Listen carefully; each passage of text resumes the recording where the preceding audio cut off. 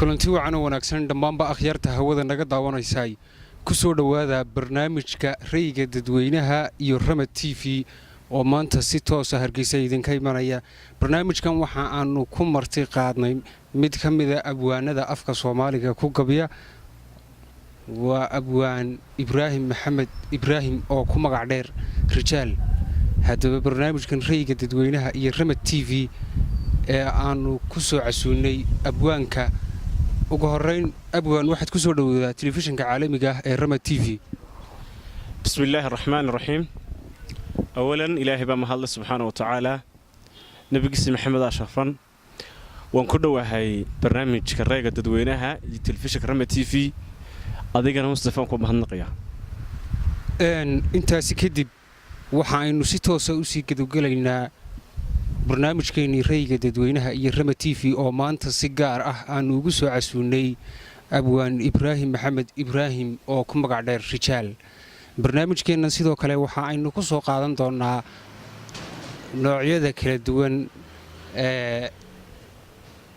ku dhaqan magaalada Hargeysa ama dadka kala duwan ee xirfadaha gaarka ah leh aynu ku soo qaadan doonaa hadii Ilaahay idhaa. balse maanta aynu si toos ah u gudagalno waraysigeenan aynu la yeelanayno abwaan Ibraahim Maxamed Ibraahim Rijaal. abwaan ugu horeynta waxaad warbixin naga siisaa taariikhdaadii aqooneed iyo educational background-kaaga. bismillaahir rahmaanir rahiim. magacaygu waa Ibraahim Maxamed Ibraahim dabayaqadii qarnigii tagay ku dhashay xeebta Djibouti u soo wareegay caasimadda Jamhuuriyadda Soomaaliland Hargeysa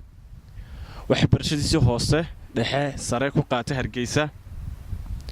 ahna halabuur ku maansado afka qaniga ee hodanka Soomaaliga qoraalkiisu ku taxalluqo waaqaca bulshada degan Hargeysa. Allah ya ciisak inta kadib abwaan haddaynu gudagalno maansooyinkaagu ama gabayada aad samaysay waxay iskugu jiraan maansooyin xagga ka hadlaya arrimaha bulshada iyo jacaylka iyo waxyaabihii la halmaale ee suugaanta ahba mise waxa aad ku soo qaadataa sidoo kale waaqac kasta oo ka jira arrimaha bulshada. horta suugaantu waa badweyn ka kooban loona adeegsado dhinacyada nolosha kala duwan. halganka waa loo adeegsadaa iyo xurriyadda bulshada ee qoriga waliba xurriyadda maanka iyo qalinkana waa loo adeegsadaa. waxaa loo adeegsadaa ku hanuuninta ummadaha kama madhna u heysida iyo u gabyida iyo u maansooyinta hablaheena Soomaaliyeed oo ku salaysan marxaladda jacaylka isaguna qayb aad u weyn ay marxaladda jacaylku suugaantu ku leeyahay. marka suugaanteedu dhan walba walaal suugaantaadu waxaa sheegtay in dhinacyo badan oo nolosha aad kaga hadashay haddii aynu soo qaadano qaybta jacaylka oo dhalinyarta inteeda ugu badani aad u taageerto ma jiraan qiso dhab ah oo adiga ku soo martay abwaan oo aad ka samaysay gabay ama maanso aad ku cabirayso hawsha ama arrimaha ka soo maray xagga jacaylka? Mustafa wasaxe waxa jirta halabuurku iyo qoraaga iyo wixii la faca waa tabeeyaal bulsho oo u tabina dhankii togan. laga yaabaa qiso aniga ay ku dhacday ba jacayl amba wax kale ba dhacdo kale aniga ay ku dhacday inaan u eekaysiyo tusaale wixii adoo kale inta ay kugu dhaceen inta aniga igu dhaceen aan cid kale aan ku misaalayo. waxa jiri karto adeegsan karnaa waxyaabo bulshada ka jira inaan aniga shakhsi aan isku adeegsin karo. marka waxyaabahan jacaylku de qofnaba kama badna de dunidan Ilaahay baa ugu tala galay waa abuur ilaahiyana Ilaahay subhanahu wa ta'ala noo sheego muxibba iyo raxmad ayaan kalgacayl raxmad baanu lamaana dhexdooda dhignay marka kalgacaylkaasa kaa uun ah Soomaalidina way sii falanqaysayo waa tan tirxiisa iyo cishqi iyo kalgacayl soceel la jacayl laakiin waxyaabahan soka ee guurka ka horeeya yaa waa iska lafyi marano yaa waxaan la keedin la gaarinayo yaa waa iska dhaw oo aan ficil lahayn oo waxba lahayn jacaylku marka hadda inuu soo noqono qisa dhab oo dhacday oo anaga shakhsiyan ku dhacday bijtala ku turjumun baana bilyan sidaas oo kala baan isaga dhigaya inay ku dhacday markaan u bandhigo baanay marka badanka waad soo bandhigtaa sidaad sheegtay oo turjumun baa tahay laakiin dhankaaga kaabwan ahaan ma jirto inaba dhacdo xaqiiqiyan oo xaggaaga ku soo martay oo aad gabay ama maanso ka samaysay horta waa saxee intaynu arkayno inaan qurux badan oo qiimo leh oo Soomaalida intaynu arkayno waynu gabayeynaa waynu geeraaraynaa waynu heesaynaa intaynu qurux badan oo qaayalo Soomaalida intaynu arkayno anaguna ragaasun baan kala mid ahoo waxaan qabaa anuu haduu jacayl igu dhicin inaan barnaamijkan iyo muujinahan inaan calaa duldul soo galeen waxaan raggan baa cashaq baa ka keenaa amba ciil baa ka keenaa waxaan cashaq baa ka keenay abgaan anagiyo daawadayaasha waxaan jeclaan lahaa in aad nala wadaagto gabay kamida gabayada xagga jacaylka ka hadlaya anagiyo daawadayaasha nala wadaag waa sax maanso amba jiifto la yiraahdo dhowrsan ayaan doonayaa barnaamijka rayga dadweynaha iyo Rama TV iyo dadweynaha Soomaaliyeed gudaha dibad meel joogaan bay naga daawanaya aan la wadaagno maanso waxa dhowrsan waxa aan ugu magac daray horta ciduu Ilaahay dhowray ayaa dhowrsan cidda malaa'igtu dhowrsan cidda khalqigu dhowray ayaa dhowrsan hadii xagga Ilaahay iyo arshiga hadii laga dhowro khalqiga adduunyada ku nool Ilaahay baa ku sanduleynaya taasi waa biyo kama dhibcaan marka qof qaayele oo qiim leh oo akhlaaq leh oo wanaagsan oo goba ayaan maansada aanu sameeyay oo aan ogahay anigu tay maansadu waxay leedahay dabeel yahay jalaqsani dhibirsanida xishoodka dhowrsanida akhlaaqda dhaqan hooyadaaba xaq dhowr kugu dhaqdo dhigaaba cis sharaf ku dhaaftay dhaleeciya fadeexa dhaleeliya xumaan wax dhagtu diido adiga ka dhowhan dheehaaga nuur kale shanshadaada dhumucda leh dhaxlaada madagta dhaayahaaga jaleecada kalgacla ku dheehan dhool cadeynta qosolka maqsuudka ku dhigan dibnahaaga dhiinka sunnayaasha dhuxusha dhoodqaadka timaha laag la moodo dhunkiya laafiya hadba dhinacad qaato dheelimada geeyada dhaqaaqa digale dhinacyada daalo gabila dhexdeedo dhoolku ku onkado dhibcuna ku horo dhalalaal ku xareeto calcaaliyada sunta dhirtuna magoosho dhugurleeda xoolaha dhidigooda irmaan dhayda iyo burcad kale oo herqaad xurmay la dhiganta dhiilkii rajada dhaxana awladu qaad ku dhaashay dhaxa sabaad samir ku dhaartay dhisma raandiish dhaxal iyo ayantiile udubkiisu dhaqaaqin xurmay la dhidib intaas maasad ku egtay waayahay haddaynu ka gudubno maansooyinka abwaan ka hadlaya xagga jacaylka ma jiraan maansooyin kale oo aad ka tirisay xaaladda waddanku iminka ku sugan yahay Somaliland iminkoo kale dawladdii u dambaysay bariga dawlad la soo doortay iminka ilaa meelaha 7 bilood 6 bilood haysa xukuumadda uu hoggaanka ama garwadeenka ka yahay madaxweyne Muuse Biixi Cabdi waxa ay la daristay xaalado adag hadday noqoto dagaallo iyo dagaalada beelaha ee xagga bariga ka dhacay iminka la galay heshiisiintoodii ama baaqudurkii sidii hawshaasi loo dhamayn lahaa arrimahaasi ma ka tirisayna wax gabaya horta waa saxe dadkan halabuurkii oran maayo waa rasuulo waxay ku soo degayo laakiin hadba halkii bulshadu marayso ayay intay ka shidaal qaataan bay soo saaraan timaadada biri imanaysa sawirka way kaanayso tamaanta laga shidaal qaadanaya iyo tibrito markii la isku geysto tibri baa la eegaya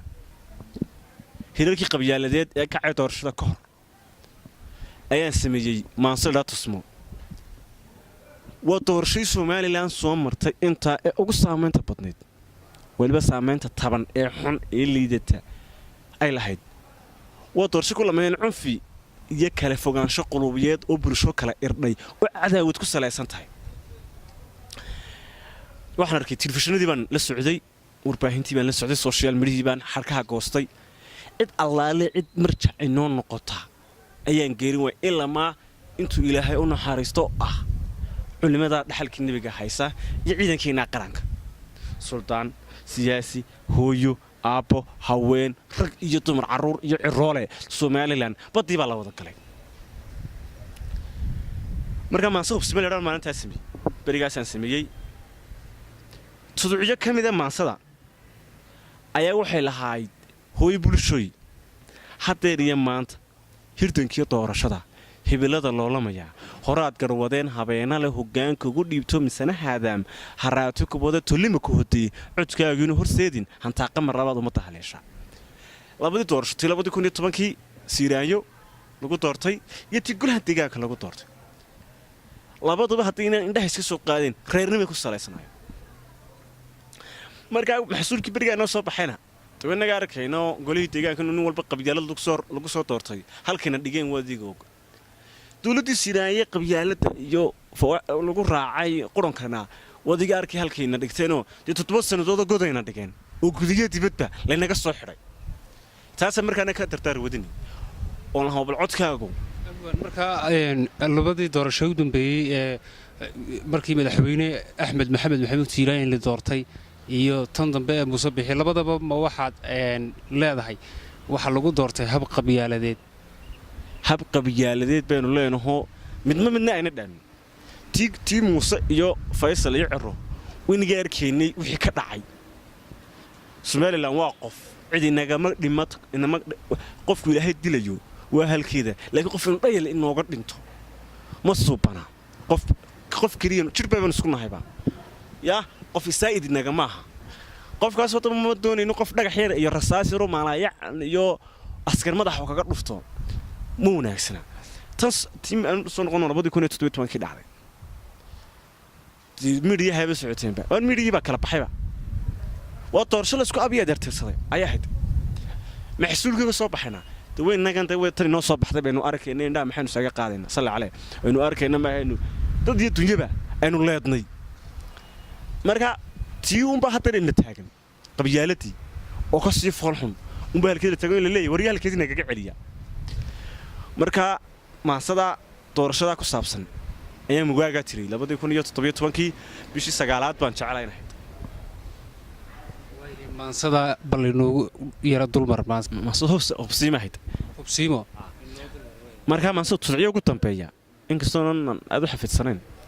tudciyo kamida waxay lahaayeen hooy bulshooy hadeer iyo maanta hirdankii doorashada hibilada loolamaya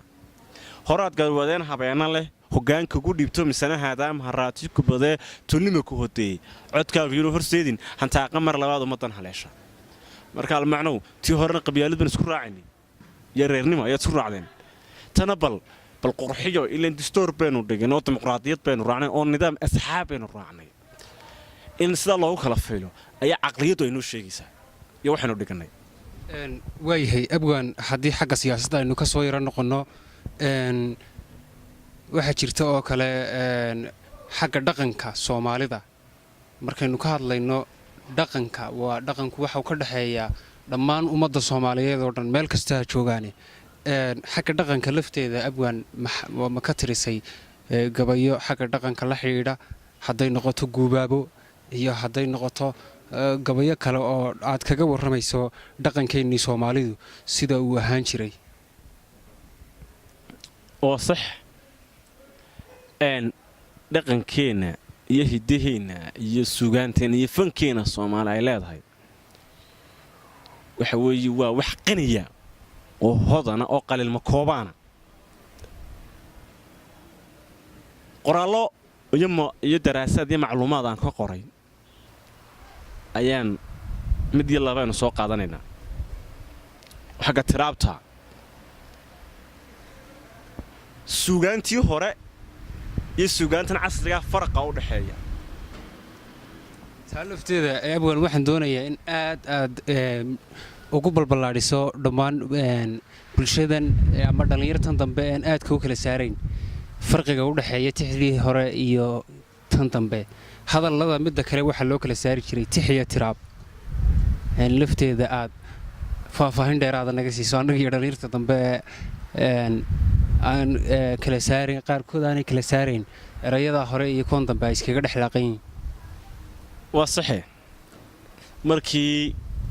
dowladdii militariga ahayd ee Soomaaliya haysatay waqooyi iyo koonfur markii ay dhacday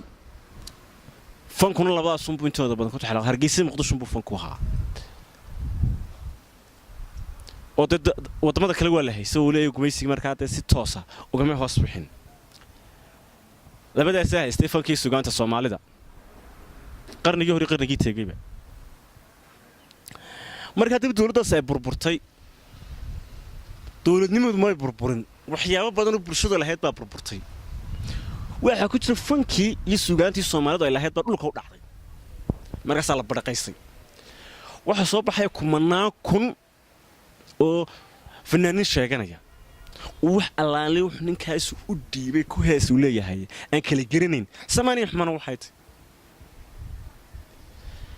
inamo halabuur sheeganaya abwaana sheeganaya oo ka maran dhaqankeena dahabiga ahaa ee miiga yaalay markaas waxa loo soo egsin afsuuq wax la raado afsuuq wax la raado deegayn way ku kalifaysaa niyo intii aad gabay dheer oo kelmadiisu adeeg yihiin intaad soo guran lahayd oo lagu caajisan madhariisu ku caajisaanay yaa soo tuubo oranaya ka yaacay mirad iyo laabdilaacad iyo xaleemaan saaxan iyo wadnaha kacsana iyo dhiikarka igu boodsan waxaan ka soo oranaya oo wax alaaligi waxa inta lagu meekaysiinayaba waxa la oranaya wadada laamida la dhislamoodii baa la oranaya eedana way iska qaas dawadayaal wali waxa aynu ku guda jirnaa barnaamijkii Rayga Dadweynaha iyo Rama TV waxaynu ku sii shaqeynaa gabagabadii barnaamijka waxaynu qaybtan abwaan kaga hadli doonaa ama aynu ku soo qaadan doonaa bilicda caasimadda magaalada Hargeysa oo imika marka ka sii dambaysa aad u soo fiicnaanaysa iyo sida ay uga hawlgalaan dawladda hoose ee magaalada Hargeysa oo waajib ay ku tahay ama xilkii loo soo doortay oo ahaa in ay mar walba ka shaqeeyaan bilicda magaalada Hargeysa ka abwaan ahaan seed u aragtaa hawlahooga shaqo ay u qabtaan shacabka caasimadda magaalada Hargeysa iyagoo oo aan odhan karo waxa ay madax u yihiin dhammaan local councilorka ama golayaasha deegaanka dhammaan Somaliland waa sax Mustafa way horta aragtida cajiiba dadkana aragtu ma soo keenta aan baaragtu ba kala kaxaysa ma qabo golaha deegaanka Hargeysa inuu shaqeeyo ma qabo in bilicda iyo dhismaha quruxda badan ee Hargeysa ka jira inay dawladdu hoose gacan ku leedahay halka maanta aynu ka liidanayna ee dawladnimadeena ducufka hoose u keenayana waa golayaasha deegaanka raqiiska ee jaban wadurshaynu ka hadlayno waa tii 2012 ka dhacday golaha deegaanka beel kaste oo gobolada Soomaaliland degta Hargeysa inta keenan dib jirkooga gidaara jiifka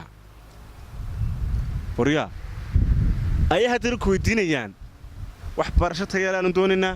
caafimaad tayaalaanu doonaynaa biyaanu doonaynaa wada qurux badan baanu doonaynaa isma noqonayso run hadii la isku sheego halka wax qaar waxay ku shirayaan wararka aynu geynaa oo qeyrka wax la cunaya oo xaqiiq marka ninkii aqoon-yahanka ahaa ee dadkan wuxuu qaban lahaa ma aha ninkan la soo doortay baad leedahay golaha la keenay maaha Hargeysa hanaankeyga doorasho waa tan la cajiibano Hargeysa engineering baa ku dhacay golihii deegaanka engineering jaamacad soo dhameeyo shahaado shita dhakhtar baa ku dhacay DR waxa ku dhacay aqoon-yahan iyo labayntii ummadda ku dhacay doorashadeedii way lama fahmiyeen qoyaankuna qofku waad wax bartana reernimo ma soo hadal qaadi karo qabyaalad iyo qurankeeda iyo qoqobkeeda nin aqoonyahan kuma dhaco waayo aqoontu soo bartaa isbedelkan keenaysa golaha deegaanka hadda halkan ka fashilanay madaxweynaha jamhuuriyadda Soomaaliland Muuse Biixi Cabdi waxaan soo jeedinaa in ka soo doorayshadii wax yar ka arsantiin sidaan qabo malaha waa 9 bisha 2019 bisha 3 nidaamka caynkaas haddii noqonayso madaxweynuhu in kastoo imika shaqeeyna qabanin haddana waxaan madaxweynaha ka codsan lahaa inuu golaha deegaanka Hargeysa inuu kala diro 25 kanina intuu kala dirana yaa maxkamadda la soo istaajiyo yaa ugu horeynaya waa maayir sortelku kow ummadda uu ka jaahil saaro ka barax tiro muddadii uu joogay wuxuu qabtay iyo ku xigeenka Cabdicasiis Cagawani inkastoo Cabdicasiis maayirkuna ahayna soo gacantiisa wax weyn ay ku jirba haddana maayirka Hargeysa waa ninka dhaliisha ugu badan ee maayirada Soomaaliland ay dulogantay markaynu ka gudubno abwaan xagga golayaasha deegaanka bal aynu in yar iyagana falanqeyno xagga xukuumadda uu soo dhisay madaxweyne Muuse Biixi Cabdi oo iyada lafteedu xukuumad cusub oo aan in badan muddo ilaa 6 bilood shaqeynaysa xukuumadda lafteedu golayaha wasiirada cabinetka uu soo doortay madaxweyne Muuse Biixi Cabdi ka waran sideed iyaga laftoodu aragtaa ka wasaaradda ahaan siday u kala shaqeeyaan iyo sida ay aragti ahaan bal aragtidaada ka hadal abwaan waa sax Mustafa horta qof bila aadana oo dhamaysi ma jira adduunyaduna dhamays maaha waa 9 leedi waa waaqic jira xisbiga kulmiye iyo Muuse iyo Cabdiraxmaan Saylici boqolkiiba 50 shacabka reer Soomaaliland baa soo doortay oo majority walba qayb la dhaafay ayaa soo doortay san qabato cad badan baa galay halka waxa laga sugayaa wax yar oo fudud maaha kow in isku keenaan shucuubtii kala irdhowday ee hanaankii doorashada shucuubta in la isku keeno kow in la raadiyo xaquuqdii aanu ku lahayn adduunweynaha oo اعترافات جمهورية الصوماليلان يعني الصوماليلان هل كا UN كسو يستاجد على كده كشدمو وحس هالما وحكم ده إن حد كي الصوماليلان لهايد إن لجارو وحكم ده دولدني مدن إنك برقتي إنك فشلتي عقال شايف عقل كميل كوين شبيو ولا دي واحد سمين وياه هل كان أنا ونودجينا سياسيين برقاتي اللي كتيران هري هبنتي فيجا يتاجهين تطلع حلالي وحيين باش غير الجرنين با يا هذا نتول الدم دي حتى هالكحيستا برجر الصومالي تقول الدم دوي من جيل لك الدعتري ما أنت حكومات يدول الدم دوي حنو تاجين هالكي هش ريربا هيستا ريربا كقاضي ريربا هيستا ريربا كقاضي مركب وحيابها صوتن إن ومزحينه reerkun waxay ku leeyahay jireen dooro hogaamiye go'aan leh Soomaaliland in waxa soo dhan u waajaho ayaa munaasaba weyn hor yaalaanba waana khasatay waan xilo doortay yanka maamulka ku yar cusub oo socod barada waa kow taasina mashaakil bi Soomaaliland u keenaysa maanta ma joogno xaalad socod barada inuu hogaamin karayo siyaasadda adduunweynaha isbedeshay tii Afrikadana isbedeshay tii geeska Afrika isbedeshay aragtida Soomaalida ayaa isbedeshay ugu dambeynta wasaaradaha amba cabinetka uu soo doortay Muuse Biixi waxay garwadeen uga yihiin qaranka ama dawladda Soomaaliland wasaaradahaasina way kala activesan yihiin way kala shaqo badan yihiin waxaan doonayaa abwaan aragtidaada siday u kala activesan yihiin wasaaraduhu iyo sida uu dib u dhac ugu yimid muddadan imika ay shaqada hayeen wasiirada cusub ee madaxweynuhu soo doortay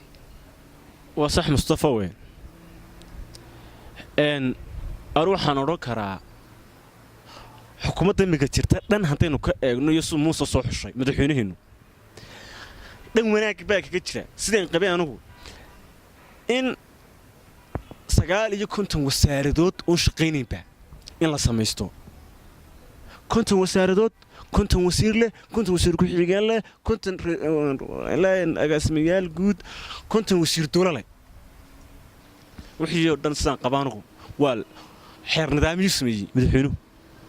horta halkaa waan ku bogaadinayaa wasaarado ayaa laga dhigay maareeyaal iyo hay'ado dawliya teetarkoogiiba hoos loo dhigay intaan ku hambaliyaynayna shakhsiyaadka la soo xishaan aan soo noqono golaha xukuumadda madaxweynaha haddaan aragtida aan ka eego inkastoo muddo 7 bilood ay joogeen 7 biloodna dhan ay ka noqon karto in ugu yaraan isbedelo la qaado dhan ayna ka noqonayn oo muddo ugu yaraan 2 sanadooda oo fashilkii xukuumadihii ka horreeyay la soo gufeeyo nidaamka la soo waday inuu time badan ay qaadanayso haddana xukuumadda waxay muddada 7 bilooda inay ku dhaqaaqday wasaaradaha iyo shakhsiyaadka imiga mas'uuliyiinta ka waxaan qabaa anigu inaan intooda badan qayb ka mid inana aqoontoodii iyo waxay soo barteen iyo takhasuskooda wuxuu iyo institution-kan iyo wasaaradda loo dhiibay ayna isqusaynba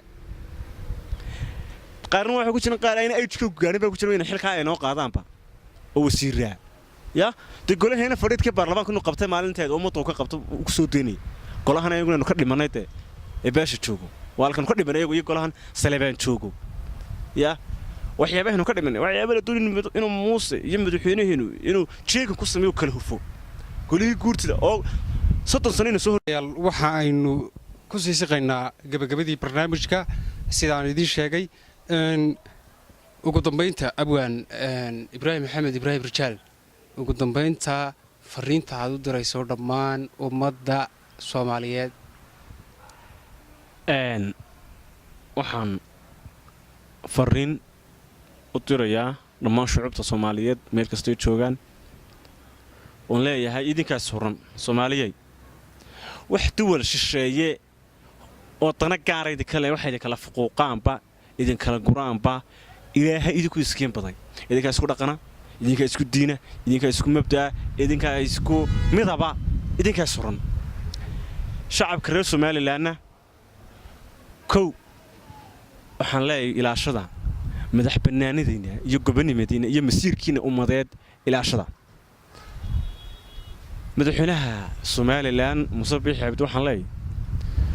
mudane madaxweyne wixii ay ummaddu ay kugu tuhmaysay alaad caqabadaasana hortaagan madaxweynuhu waa daweynayaa madaxweyne fashil ha ka dhigino ummadda hungaha badin dhammaan Soomaali meel kasta joogto waan salaamayaa xurminay naga mudan yihiin waxaan leeyahay ha jabina oo ha dhicina aad baad mahadsantahay mudane abwaan Ibraahim Maxamed Ibraahim Rijaal waxaanu kaaga mahad celinaynaa martiqaadka aanu kugu martiqaadnay naga aqbashay Rama TV telefishinka caalamiga ah ee Rama TV halkaasi waxaynu ugu dhamaaday barnaamijkii rayga dadweynaha iyo Rama TV oo aanu isbuuc walba idinka soo gudbin doono caasimadda Soomaaliland ee Hargeysa barnaamijkan waxa idin daadihinayay anigoo ah Mustafa Axmed Samakaab intaynu barnaamijkan mid lamida ku kulmi doono waxa aan dhammaan akhyaartayda qiimaha iyo qadarinta iyo sharaftaba naga mudanahay idinkaga tagayaa sidaas iyo assalaamu calaykum wa rahmatullaahi ta'ala wa barakaatuh